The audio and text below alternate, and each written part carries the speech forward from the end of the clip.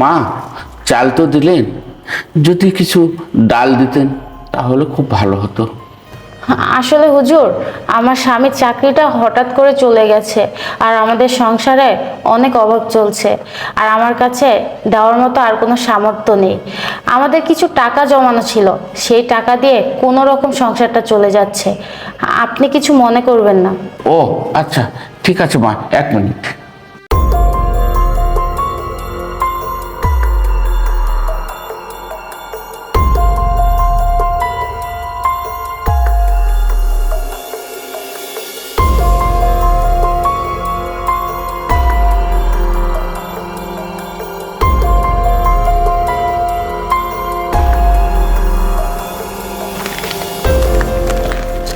মা, এটা রাখো, যখন তোমার অবস্থা ভালো হবে তখন এটা পড়বে, এর আগের জন্য খুলবেন না মা, ঠিক আছে?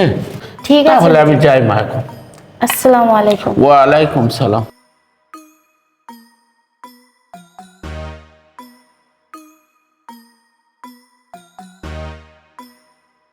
রূপা, আমি বাজারে চলে গেলাম। Shopping bag? এই শপিং ব্যাগ আমাদের দরজার সামনে কিভাবে আসলো? ওমা, ব্যাগের ভিতরে এতগুলো টাকা! এটা কি? এটা তো একটা চিরকুট মনে হচ্ছে। ব্যাগ ভর্তি এতগুলো টাকা আমাদের দরজার সামনে কিভাবে আসলো? আমি তো কিছুই বুঝতেছি না বিষয়টা। এক কাজ করি, রূপাকে গিয়ে বিষয়টা জানাই। রূপা, রূপা! আশরাফ, তুমি বাজারে যাওনি, চলে আসছো কেন? না, বাজারে যায়নি। আর তোমার হাতে এটা কিসের ব্যাগ? আরে সে কথা বলো না, আমি দরজার সামনে গিয়ে দেখি এই ব্যাগটা পড়ে আছে। আর দেখো, এতগুলো টাকা, এতগুলো টাকা তুমি দরজার সামনে পেয়েছো? হ্যাঁ, দরজার সামনে ব্যাগটা পড়েছিল। তারপর ব্যাগটা আমি খুলে দেখি এতগুলো টাকা। এই যে দেখো কত টাকা, আমার সাথে একটা চিরকুটও লেখা। এই যে চিরকুটটা পড়ো তো। এই টাকা দিয়ে কোনো কাজ শুরু করো। হ্যাঁ, আমি তো বুঝতেছি না এতগুলো টাকা কে আমাদের বাসার দরজার সামনে রেখে যাবে। আমার তো মাথায় কোনো কাজ করতেছে না। আশরাফ, আমার মনে হচ্ছে আমাদেরকে এই টাকাগুলো দিয়ে কেউ সাহায্য করছে। সে হয়তো জানে আমাদের সংসারে অভাব চলছে। আচ্ছা রূপা, এখন কি করবো আমরা? আমি তো কিছু বুঝতেছি না। শোনো, তুমি এগুলো নিয়ে কোনো টেনশন করো না। এই টাকাগুলো সন্ধানে যদি কেউ আসে তাহলে আমরা তাকে ফিরিয়ে দিব, আর যদি কেউ না আসে তাহলে আমরা একটা কাজ করব, আমরা ছোটখাটো একটা মুদির দোকান দিব। আচ্ছা, ঠিক আছে, তাই হবে।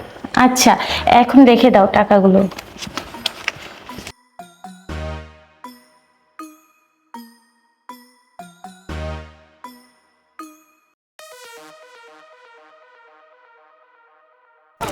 আমাকে একটা রুটি দেন তো।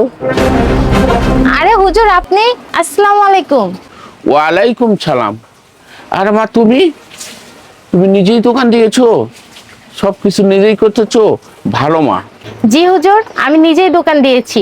আর আশরাফ, তোমাকে আমি একদিন বলেছিলাম না যে একটা হুজুর আমাদের বাসায় সাহায্যের জন্য এসেছিল? ইনি হলো সেই হুজুর।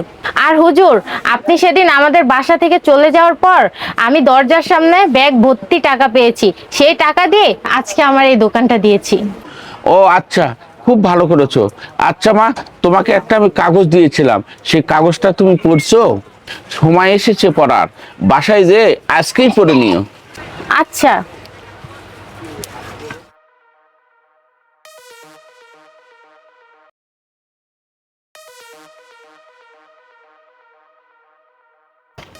না, পড়ো।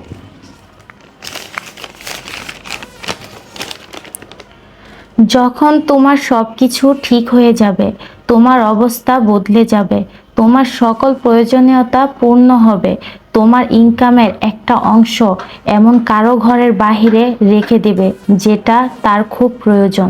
আল্লাহ তোমার কল্যাণ করবে।